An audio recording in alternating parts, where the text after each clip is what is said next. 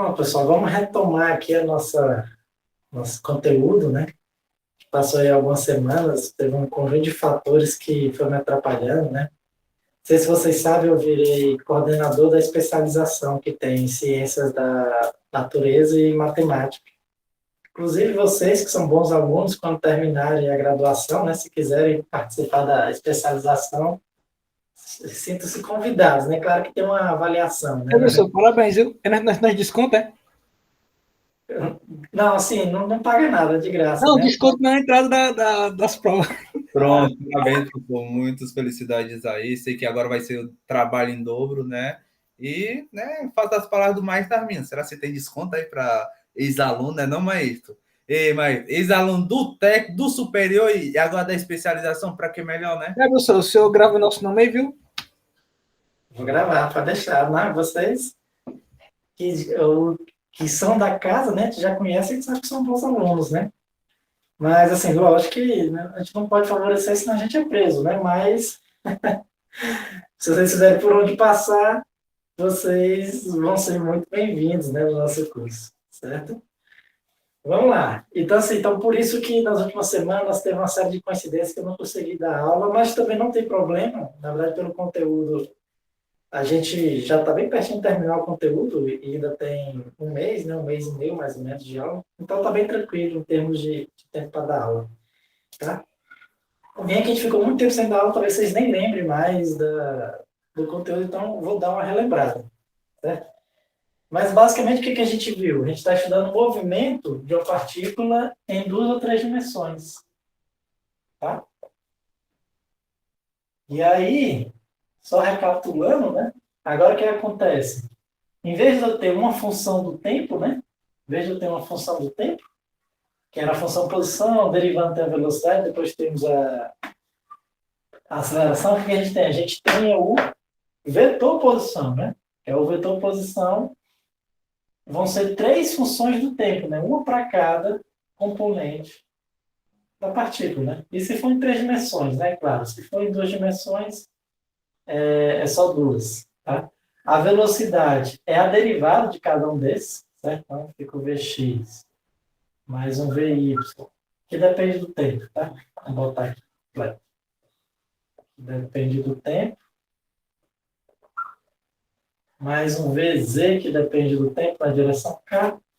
Lembrando que o Vx, ele é a derivada do x, tá? Mesma coisa por Vy, né? E o Vz. Só relembrando aqui, né?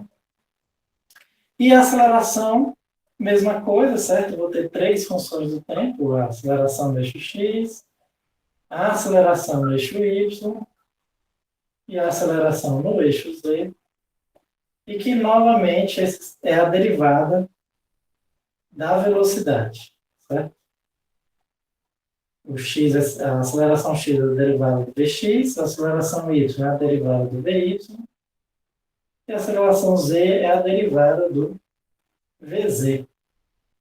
Tá? Foi isso que a gente viu, praticamente, certo? Vimos também uma mudança de variável, ou seja, mudança de coordenadas, aliás. Essas aqui são as coordenadas cartesianas, né? A gente fez aquela mudança, né? Quando, em vez de você trabalhar com x e y, trabalhar com coordenadas polares, rho e θ, certo? Não sei se vocês lembram que tinha aquele rho ponto, θ ponto e tal, né? Aqui eu não vou relembrar, porque só o tempo de relembrar tomaria a aula toda. Eu vou relembrar quando for usar, né?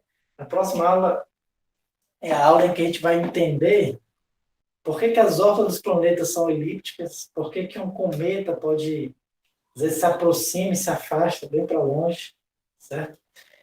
Próxima aula a gente vai entender um pouco disso, aí eu vou ter que usar as coordenadas polares, tá?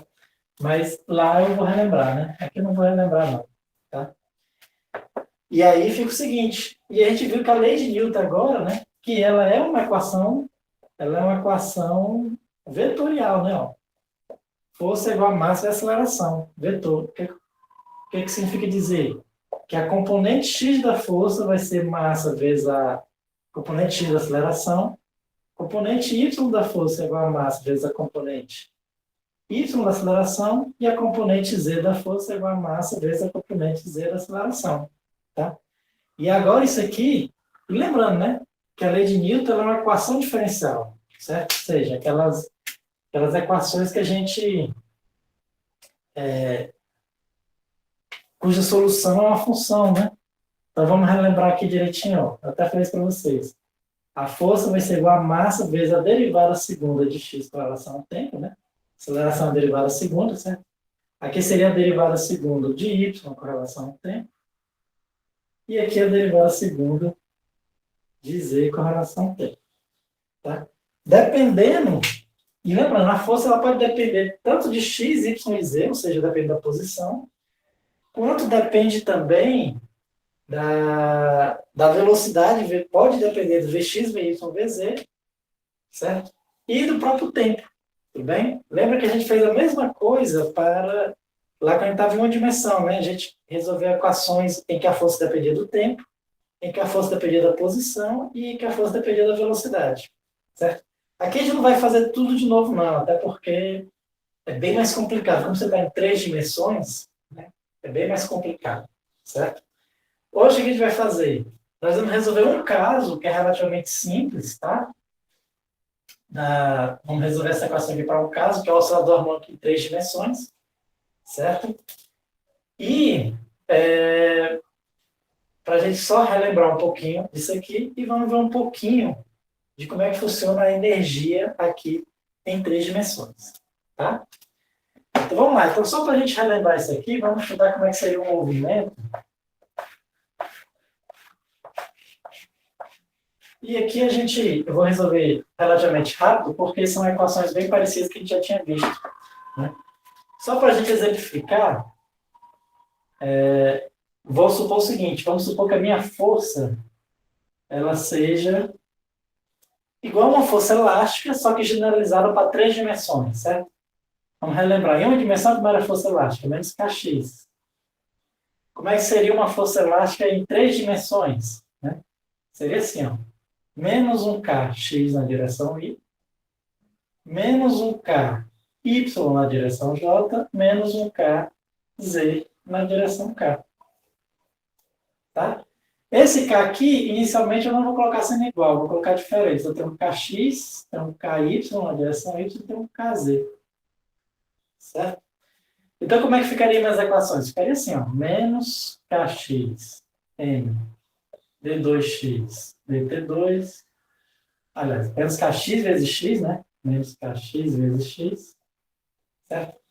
Mesma coisa para o y e para o z, tá? Vamos fazer aqui rapidinho. M d2y dt2. Isso aqui, pessoal, um exemplo de um movimento que seria, que é mais ou menos essa equação que descreve, é quando você tem um átomo em uma rede cristalina, certo? O que é uma rede cristalina?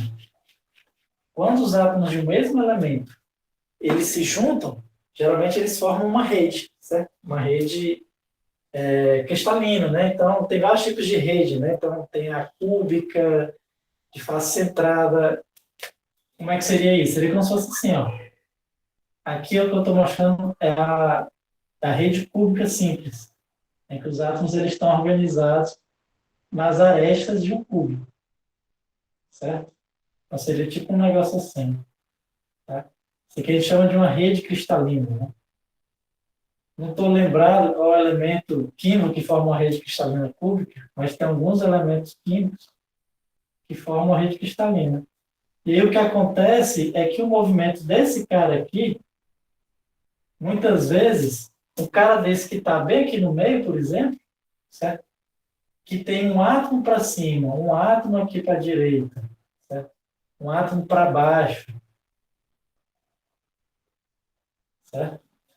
Então, assim, ele acaba que, vou pegar só o que está no meio, né? Ele tem um átomo acima dele, tem um átomo abaixo, um átomo na direita, um na esquerda, um atrás e outro na frente. Ele está todo cercado, tá?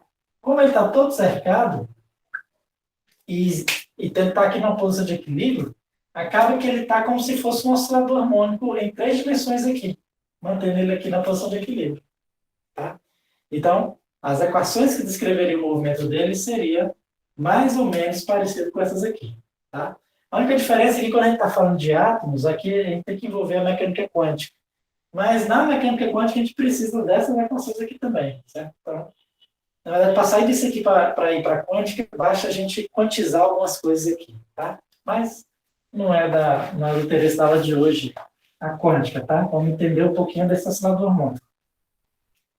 E aqui, observe o seguinte, lembra que na aula passada eu falei do que são equações acopladas e desacopladas, né? A lei de Newton em 3 dimensões, no caso mais geral, ela é acoplada, né? Eu até falei, para você resolver uma, você tem que resolver a outra. E para você resolver a outra, você tem que resolver essa primeira. Então, acaba que você só consegue resolver tudo ao mesmo tempo, tá? Mas isso aqui a gente chama de equações desacopladas. Por que são as equações desacopladas? Porque eu tenho uma equação para cada função, né? Tem 3 funções que eu quero descobrir. O x, o y e o z, em função do tempo. Observe que essa minha equação aqui só envolve x. Essa minha equação aqui só envolve y, essa minha equação só envolve z. Então, elas são desacopladas. Tá? Então, esse tipo de problema, ele é literalmente um problema em 3 dimensões, em que eu posso separar como se fosse 3 problemas em uma dimensão. Tá? Isso aqui é exatamente o oscilador harmônico em uma dimensão, isso aqui é o oscilador harmônico em uma dimensão, isso aqui é o oscilador harmônico em uma dimensão. Ou seja, o meu problema em 3 dimensões, eu posso dividir em 3 problemas em uma dimensão. Tá? A solução dessas equações a gente já viu, né? A gente viu lá na N1, certo? Então, seria simplesmente um cosseno de ômega xt mais um φx. Isso era aquele cosseno, né? Então, no B também seria quer dizer, no y é a mesma coisa, tá? Yt mais um ômega y, e o z seria um az cosseno de ômega zt mais um φz. Vamos só entender um pouquinho de como é esse movimento, certo? Lembrando, né, que esses ômegas aqui, seja x, y ou z, vou até chamar aqui de ômega i. A gente sempre vai calcular como sendo a raiz de K sobre M, né? Do KI dividido por M. Tá? Só verificar se é K sobre M mesmo. Newton, K sobre M. É isso mesmo. Certo? De 2 metros. É isso mesmo. Newton sobre metro. Pronto. Certo? Então, aqui serve para Kx, Kx do Kz. Então, ou seja, é literalmente um movimento, né? Oscilatório em 3 dimensões. Ele vai oscilar assim, vai estar oscilando assim, vai estar oscilando assim. Certo? Sendo que quando você visualiza a trajetória da partícula, ela pode ter várias formas diferentes. Tá? Deixa eu apagar aqui. Por exemplo, vou analisar um caso especial, um caso específico. Certo? Suponhamos que vamos agora pensar numa força em 2 dimensões, não mais em 3, com o mesmo K, certo? Então, Kx igual a Ky. Nós só temos a força em 2 dimensões. Certo? De tal forma que o Kx é igual a Ky. Certo? Ou seja, o que significa dizer que o meu ômega x é igual ao ômega y. Certo? E vamos supor o seguinte também, que as amplitudes são iguais. Tá? As amplitudes são iguais. Quando eu vou descrever a trajetória desse movimento aqui, um oscilador harmônico em 2 dimensões, com o mesmo ômega e a mesma amplitude, eu vou ver o seguinte, ó. O meu x vai ser simplesmente a cosseno de ômega t mais um φx. Vamos voltar aqui com a fase igual também. Certo? E aqui vai ser assim, as equações vão ser assim. Ômega t mais um φ. Tá? E aí, o que vai acontecer é que se eu for plotar isso aqui, certo? Ou seja, o meu R do x de t i mais um y de t j, tá? Se eu for visualizar como é o formato disso aqui, ó, no meu plano xy, isso aqui vai ser nada mais, nada menos do que uma rotação, tudo bem? Só para a gente relembrar algumas coisinhas, lembra que esse meu vetor R é o vetor posição, tá? Ele depende do tempo. Do ponto de vista matemático, isso aqui é o que a gente chama de uma curva. A curva nada mais vai ser do que a trajetória dele, a trajetória da partícula, e t é o tempo. Então, se você pegar uma curva, né, que tenha essas funções aqui, essas equações, certo? Eu consigo mostrar o quê? Eu consigo mostrar que, por exemplo, que x ao quadrado mais y ao quadrado é exatamente igual a ao quadrado, né? É fácil mostrar isso aí. Ou, aqui, na verdade, tem que estar defasado de π sobre 2, tá? Perdão. Aqui tem que ser mais π sobre 2. Bom, se eu fizer isso assim, certo? Eu consigo mostrar isso porque quando aqui tem π sobre 2, aqui vira um seno, tá bom? E aí eu consigo mostrar que x ao quadrado mais quadrado é igual ao quadrado. O que é isso aqui? É uma circunferência, tá? Aqui no meu desenho não ficou uma circunferência, mas finge que é uma circunferência, tá bom? Uma circunferência de raio A, certo? Então esse raio bem aqui assim, ó, é A, certo? Então, por exemplo, esse movimento de oscilação, né, pode gerar um movimento circular, uniforme, inclusive, né? Isso aqui é um movimento circular uniforme. Aquele que a gente estudou lá no ensino médio, né? Só que, claro, lá no ensino médio ninguém vai mostrar essas equações aqui para vocês, tá? Vocês não iam entender, né? Mas aqui você já consegue entender, certo? O movimento circular uniforme, o x de t, ele é dessa forma, o y de t, ele é dessa forma, né? E aí, o que acontece? Mas observe que é exatamente uma oscilação, né? Se eu olhar para o eixo x, essa partícula que está circulando, se eu olhar só para o eixo x, ela está fazendo o quê? Ela está fazendo assim. E para o eixo y, ela está fazendo assim. Agora, qual é a questão? É que eles estão de tal forma sincronizados, né? Que de acordo com o x vai diminuindo, isso vai subindo e descendo, né?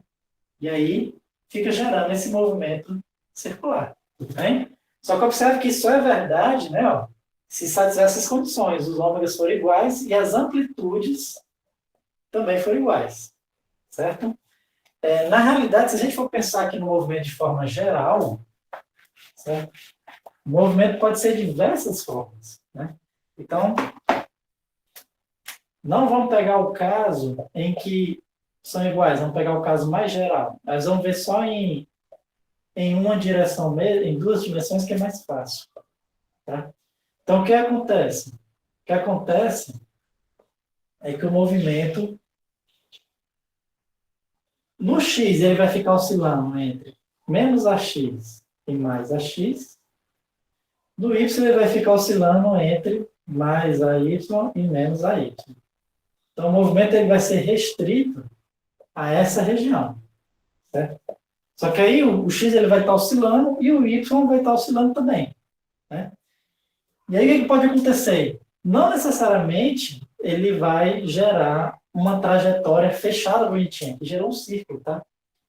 Mas não necessariamente é uma órbita fechada. Poderia ser um negócio que não fechasse, tá? Poderia ser um negócio assim, ó, que ele fica oscilando. Ele tem que estar oscilando tanto no y quanto no x, né? Então, poderia ser um negócio assim, ó. Enfim. Certo?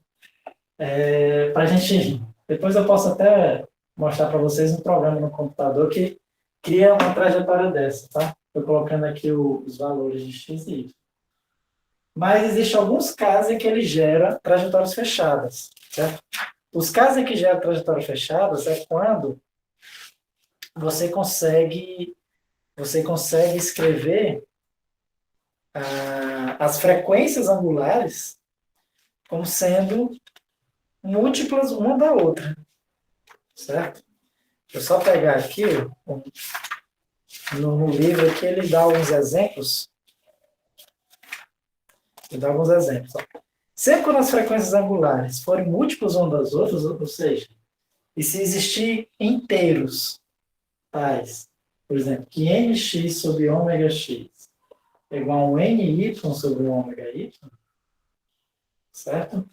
Se tiver o z, que teria um nz sobre ômega z, onde nx e ny são dois inteiros, certo? Se existir inteiros, a gente vai ver que isso aqui geram órbitas fechadas, tá? Gera uma trajetória fechada. Vou dar um exemplo. Se eles forem iguais, né? Ou seja, ômega x igual a ômega y, a gente viu que poderia gerar uma circunferência se as amplitudes forem iguais. Se as amplitudes for diferente, você vê que você gera uma elipse. Tá? Gera uma elipse. Vou pegar aqui outro exemplo. Se você fizer assim, ó, por exemplo, ômega x igual a 2 ômega y, as frequências também são um inteiro uma da outra, tá? Você gera uma figura que ela é mais ou menos assim, ó. É tipo um 8, só que uma perna para cá maior. Certo? E assim você consegue gerar várias figuras, tá? Essas figuras são conhecidas como figuras de Lissajous, né? Lissajous.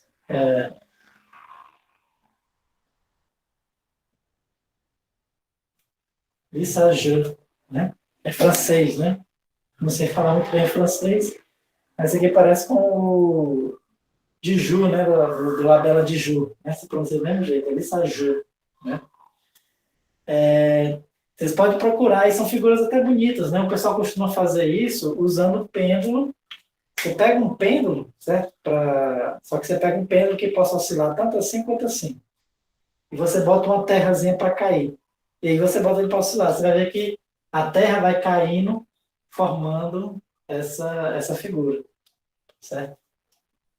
Dependendo de como é que o pêndulo foi feito, né? Você consegue criar essas figuras de Lissajous.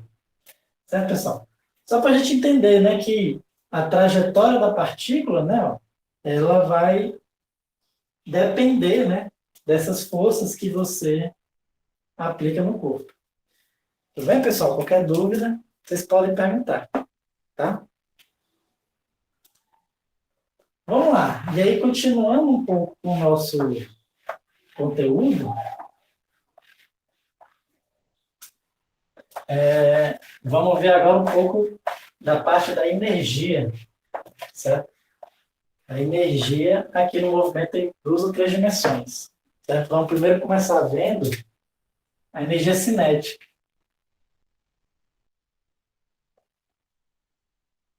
Cinética. Tá? Lá em uma dimensão foi fácil de deduzir, né? A gente deduziu que a energia cinética era mv ao quadrado sobre 2.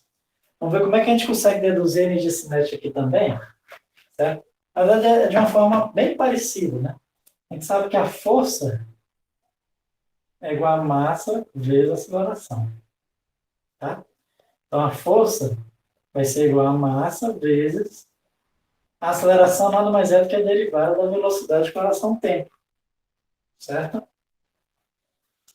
Aí o que eu posso fazer? Agora eu vou fazer uma integral de linha, tá? Uma integral de linha ao longo da trajetória da partícula. Então, vai ser m integral de dv dt escalar dr. Certo? Ou seja, o que eu estou fazendo aqui? Só que a partícula que está na posição inicial aqui, aí ela tem uma trajetória, tá? Até uma posição final aqui, certo? Uma posição inicial até uma posição final. O que eu estou fazendo é a integral de linha, né? O que é a integral de linha? É a integral ao longo desse caminho, certo? Só que eu estou fazendo o seguinte, a cada ponto, eu estou integrando, aqui eu estarei integrando a aceleração, certo? Escalar a velocidade, tá bom? Então, quando a gente coloca a velocidade, lembrando que a velocidade é sempre tangente à trajetória, tá? Como ela é a derivada. Ele é o próprio vetor tangente, certo? Então, a velocidade sempre é tangente aqui, ó. Sempre vai ser a velocidade tangente aqui. Certo? Então, é como se eu estivesse fazendo o quê? Eu estou pegando a minha aceleração, certo? Em determinado ponto, fazendo escalar o vetor velocidade, certo? E multiplicando por um pequeno pedacinho aqui. A gente chama de ΔL. Pequeno pedacinho. Estou fazendo todo escalar desses dois vetores nesse ponto, vezes um dl.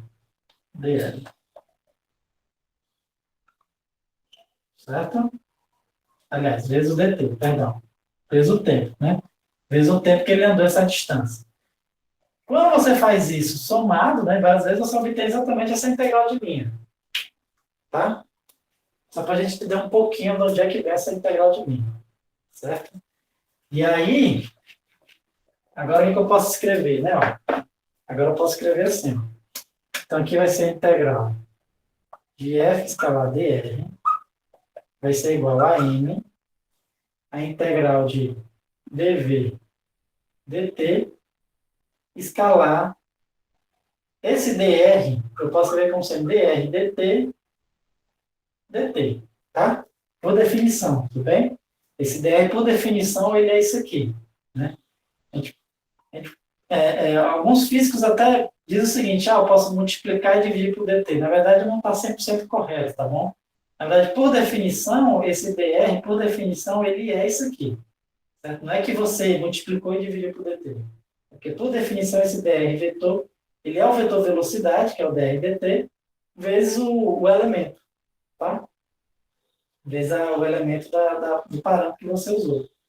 Ou seja, quem tem a integral do dv dt escalar v, certo? Isso aqui é v.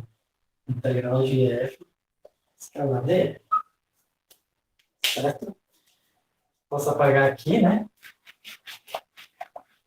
E aqui, ó, agora o que eu posso fazer?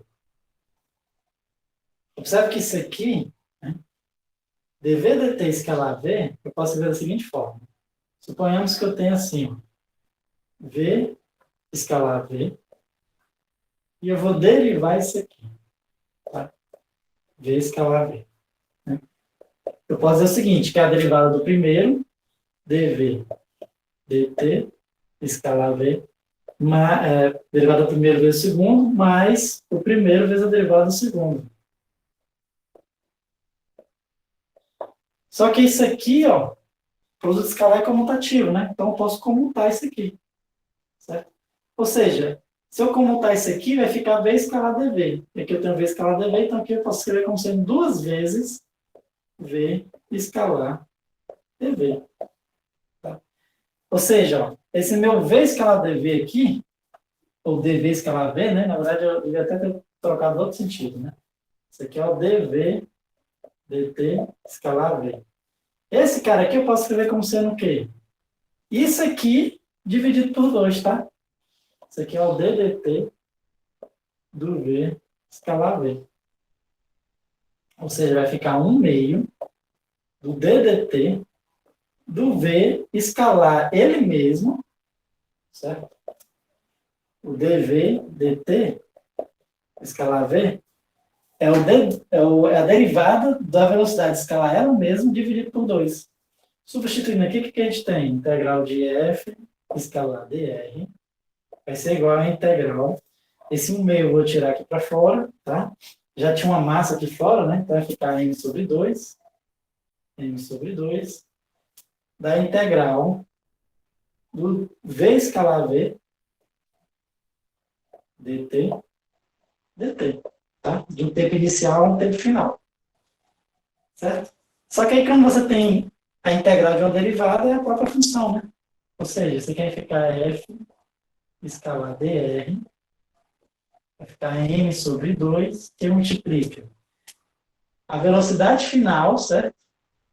Escalar a velocidade final, menos a velocidade inicial, escalar a velocidade inicial. O que é isso aqui? Isso aqui é exatamente o teorema do trabalho de energia cinética. Aquele mesmo que a gente viu em uma dimensão, a gente pode ver aqui em duas dimensões. Certo? Mas qual é a diferença? A diferença, a gente tem o seguinte, ó. Esse termo aqui, a gente define como sendo o trabalho. O trabalho vai ser a integral de linha da força escalar dr. Tá? E esse termo aqui define como sendo energia cinética, né? Energia cinética vai ser M dividido por 2, V, escalar o próprio vetor velocidade. Tudo bem? V escalar V, a gente costuma escrever da seguinte forma, né? Se a gente lembrar do produto vetorial, produto escalar, perdão, como é que era? é o módulo do primeiro vetor, módulo de V, vezes o módulo do segundo vetor, módulo de V, vezes o cosseno do ângulo entre eles. Como é o mesmo ângulo, é o mesmo vetor, o ângulo entre eles é zero. Ou seja, V escalar V nada mais é do que o norma de V, o módulo de V ao quadrado. Tá? Ou seja, Vx ao quadrado mais Y ao quadrado. Ou mais o VZ, se tiver um VZ. Isso aqui muitas vezes escreve assim, ó, V ao quadrado. Certo? Quando a gente coloca o V sem a setinha, eu estou me referindo exatamente ao módulo dele, tá? Que é uma notação que a gente usa muito na física. Quando eu coloco o vetor sem a seta, eu estou me referindo ao módulo dele. Então, observe que se eu fizer dessa forma, a energia cinética fica igual a antes. Certo? Vai ser M, V ao quadrado, sobre 2. Tá? E aqui, só que lembrando, né? Esse V ao quadrado é o módulo do vetor velocidade, tá? Então, V ao quadrado nada mais é do que o Vx ao quadrado, mais o Vy ao quadrado, mais o Vz ao quadrado, né? Então, ou seja, se eu separar aqui, minha energia cinética eu posso escrever simplesmente assim, tá? Eu também posso escrever como sendo uma energia cinética no eixo x, mais uma energia cinética no eixo y, mais uma energia cinética no eixo z. Tá? Energia cinética eu tanto posso escrever assim, quanto de uma forma mais resumida assim, né? Certo? Onde esse V aqui é exatamente o módulo da vetor velocidade. Certo? Que eu posso dividir exatamente nesses três. Ou seja, o que eu estou querendo dizer é o seguinte, que a gente demonstrou aqui que pela segunda lei de Newton, o teorema do trabalho, energia cinética, ainda é válido, né? Ou seja, o trabalho, está aqui ele, ó, o trabalho, ele vai ser igual à energia cinética final menos a energia cinética inicial. Tá? Ou seja, o trabalho é igual à variação da energia cinética. Então, o teorema do trabalho de energia cinética ainda é verdade. Lembra que eu falei para vocês, lá em uma dimensão. O que é o interessante disso aqui ser verdade? O interessante é que a gente conseguia fazer várias deduções, certo? Só usando o conceito de energia. Né? Como até nos trabalhos que eu falei para vocês, né, tinha a história daquelas duas moléculas e tal, a gente conseguia calcular a distância de equilíbrio e tal, a frequência de oscilação, né, de duas moléculas, só usando o conceito de energia. Né?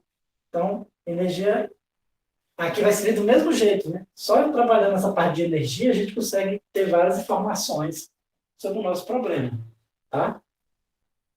Então, assim, a energia cinética ela é definida de forma análoga, né?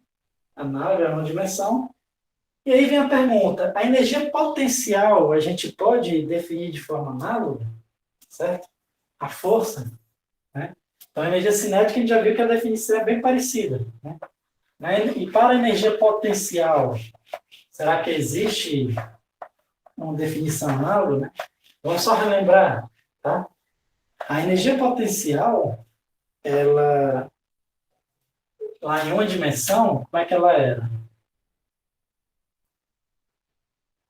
A energia potencial em uma dimensão era simplesmente a integral de f de x dx, de um x de algum ponto de referencial, certo? Até um x, certo? Observe que isso aqui nada mais era simplesmente um trabalho, tá? Então, a energia potencial, se ela existir, certo? Aliás, é menos o trabalho, né? A energia potencial, se ela existir, como é que seria a extensão natural dela, né? Seria, então, do mesmo jeito, né? Só que aqui seria de uma posição inicial, uma posição de referência, até uma posição final, tá? Do F, da força, né? Que está agindo na partícula, escalar dr, certo? Então, é bem parecido com a definição do trabalho. Mas, qual o problema que essa equação nos tem? Que você só consegue definir energia potencial, certo?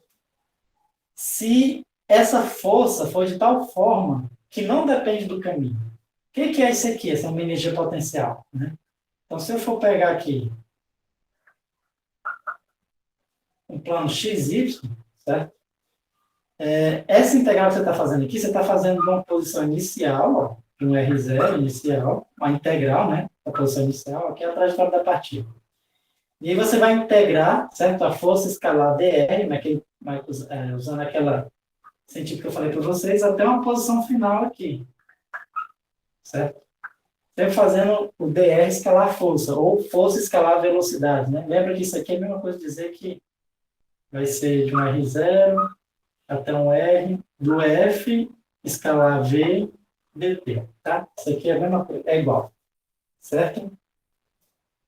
Aqui fica o dr dt, né? Usando aquela história que eu falei.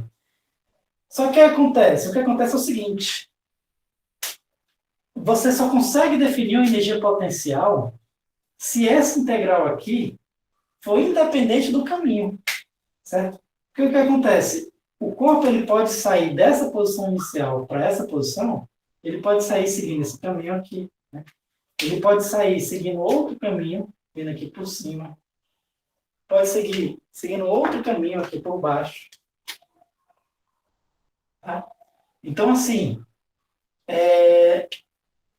ele pode sair desse ponto, chegar a esse ponto, seguindo vários caminhos diferentes, certo? O que acontece? Você só consegue definir uma energia potencial, certo? Só consegue definir uma energia potencial se essa força não depender do caminho, certo?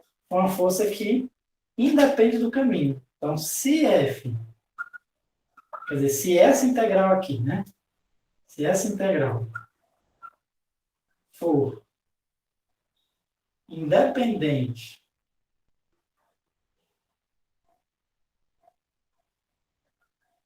do caminho, certo? Se for independente do caminho, ou seja, ela só vai depender da posição final e da posição inicial, nesse caso, existe uma energia potencial, certo? Então, nesse caso, que existe uma energia potencial, tá? E isso, na verdade, é o que a gente chama de força conservativa, certo? Então, forças conservativas são forças cuja integral de linha, ou o trabalho, tá? Mesma coisa, semelhante, né? O trabalho, nada mais é do que a integral de linha, certo? Independe do caminho. Então, isso aqui a gente chama de uma força conservativa, certo? O que acontece?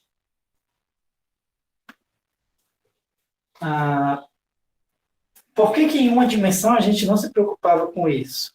Né? Conservativa. Bom, por que em uma dimensão a gente não se preocupava com isso? Porque quando você integra em uma dimensão, sempre existe, a integral sempre independe do caminho, porque só existe um caminho, que é a linha reta, tudo bem? Vamos só lembrar, por que eu não fiz todo esse comentário em uma dimensão? Em uma dimensão, como é que era o potencial? Era simplesmente menos a integral de um f de x dx, ou seja, só existia um caminho. Qual era o caminho? Que era ao longo do eixo x. A partir do solução se movimentava ou para frente ou para trás aqui no eixo x. Então só existia um caminho, para frente e para trás. Então, por isso que em uma dimensão não tem essa discussão se depende ou não do caminho, porque sempre vai existir só um caminho, que é ao longo do eixo x. Tá bom? Quando você vai para 2 ou 3 dimensões, a partícula pode escrever vários caminhos diferentes. Então, se essa integral depender do caminho, você não consegue definir uma função potencial. Tá? Você não consegue definir. Você pode resolver a integral. Só que se você fizer por um caminho, dá um resultado. Se fizer por outro caminho, dá outro resultado. Então, como é que isso aqui é uma função, né? Não tem como isso aqui ser uma função, porque entre o mesmo ponto inicial e final, ele dá valores diferentes, né? Então, isso aqui, por definição, não seria uma função. Tá bom? Então, quando a força ela independe do caminho, a gente chama essa força de força conservativa, certo? Ou um campo conservativo, né? Vocês viram, a gente vê isso aí lá no cálculo 3 ou 4, acho que é cálculo 4, vocês viram isso aí, né? Se não me engano, acho que o Maírton me falou que ele ainda não fez cálculo 4, né? Mas não tem tanto problema, Maírton. Fui não, falta o 3 e o 4. Pois é, mas não tem um problema que também não vai cair tanta coisa relacionada a isso aqui, não, tá? Mas assim, lá você vai aprender o seguinte, que essa força conservativa, certo? Ela tem algumas propriedades. Então, a primeira propriedade é essa, certo? A força conservativa. A integral não depende do caminho, certo? Você vai ver algumas propriedades também. Outra propriedade é que toda força conservativa você pode escrever como sendo menos o gradiente de uma função. Na verdade, é um gradiente de uma função, certo? Ou seja, para forças conservativas, você pode escrever ela como sendo o gradiente menos o gradiente da energia potencial, certo? Isso aqui é equivalente ao que a gente viu lá em uma dimensão, a dizer isso aqui, ó, que a força era menos a derivada do potencial. Né? E isso aqui era em uma dimensão. Quando você vai para 3 dimensões, essa derivada vira o gradiente. Certo? Vamos só lembrar o que é o gradiente, né? Então, o gradiente é o seguinte, então a força, para você obter a força, você simplesmente deriva a energia potencial em relação ao eixo x, deriva a energia potencial, e aí essa componente x deriva em relação ao eixo y, isso aqui é a componente y, e deriva com relação à componente z, e isso aqui vira a componente z. Tá? Então, toda força conservativa tem essa propriedade. Toda força conservativa, independente do caminho, ela pode ser escrita com menos o gradiente do potencial, e só para finalizar, a outra propriedade que esse tipo de força obedece é que o rotacional dela é zero, tá? O rotacional dela é zero, certo? Isso vem até do fato aqui que ela é um gradiente, certo? O rotacional de um gradiente sempre é zero. Não vou deduzir isso aqui porque são uns cálculos chatos, matemáticos, tá? E não é tão importante. E também tem outro detalhe também, né? Que é importante, é que a integral em um caminho fechado sempre é zero, certo? Então, se você fizer a integral de linha em um caminho fechado, certo? A integral de linha nesse caminho aqui, a gente escreve assim, ó, integral num caminho fechado, de f escalar dr, é zero. Né? Na verdade, a gente diz o seguinte, que todas essas afirmações aqui, elas são equivalentes entre si. Ou seja, uma coisa acontece somente se a outra acontece, né? Então, se isso aqui for verdade, isso implica nisso e nisso. Se isso for verdade, isso implica nisso e nisso, né? E vice-versa, né? Todas as coisas, uma implica na outra, certo? E quando a força obedece, tem essas propriedades, a gente diz que essa força é uma força conservativa, né? Na matemática, a gente diz que é um campo conservativo, certo? Para existir essa... Então, ou seja, para existir energia potencial, é importante que a minha força tenha essa propriedade. Se ela não tiver essa propriedade, então não existe energia potencial. A gente não pode usar todas aquelas coisas da energia. Tá? Mas, se existir, certo? Se existir, a gente pode usar aquela mesma... A gente pode usar a conservação da energia, né? Mecânica do mesmo jeito. Tá? O que acontece? Ó? Mecânica. A gente viu que o trabalho é igual à variação de energia cinética. Tá? Se existir o potencial, se existir energia potencial, o trabalho ele é menos a variação do potencial. Certo? Pela própria definição da energia potencial, eu posso deduzir aqui. Então, o que eu posso dizer? Aí que eu chego naquela mesma conclusão que eu cheguei lá em uma dimensão, que a energia potencial inicial mais a energia cinética inicial mais a potencial inicial é igual à energia cinética final mais a potencial final, certo? Ou posso fazer até isso aqui, em termos de velocidade, mais a energia potencial. Então, ou seja, todas aquelas nossas discussões de energia cinética se transformar em energia potencial e tal, ainda é válida aqui, tá? Ainda é válido. Só tomar cuidado que aqui é a velocidade e aqui é a potencial. Não vou nem escrever assim, porque pode ser confuso. Certo? E isso aqui é exatamente o que? A conservação da energia mecânica. Né? Lembra, a soma da energia cinética mais energia potencial a gente chama de energia mecânica. É cinética mais potencial. A definição da energia mecânica é isso aqui. E ela se conserva, né? Ou seja, a mesma energia mecânica inicialmente, é igual à energia mecânica final.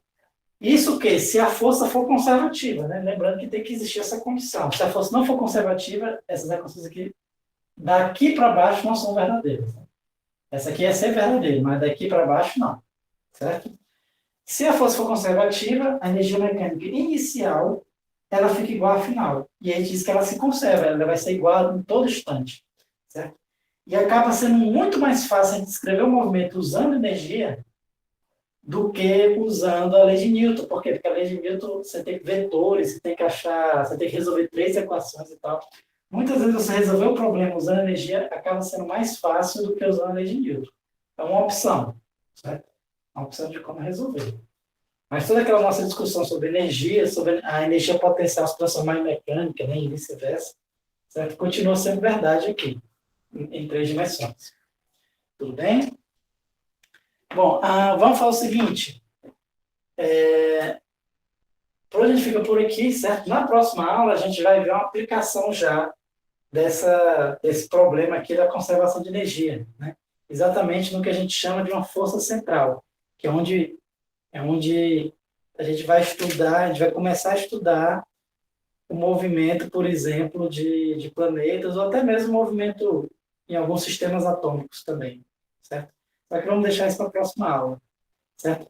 Então, por hoje a gente fica por aqui, certo? Beleza, professor. E aí a gente se vê segunda-feira, tá bom, Não, Maria? segunda-feira não, o senhor tá de férias segunda-feira. Segunda-feira, como é? O senhor tá de feriado. Segunda-feira é feriado, sabia não? É, porque não é feriado da manhã, dia do servidor público, de 28. Aí o Sim. governador botou pro dia primeiro, né? Para não pegar, por exemplo, ele vai pegar amanhã e pegava sexta, né? Imprensava sexta. Aí Entendi. terça-feira é feriado de finais, né? Aí imprensava segunda. Aí era o que? Era amanhã, sexta, sábado, domingo, 10 dias de feriado, entendeu? Aí, É melhor voltar para segunda-feira, melhor mesmo. não é melhor você ficar de feriado também. Pois é. Depois a gente se vê na Quarta. quarta-feira. Quarta-feira. Valeu. Boa noite. Boa noite.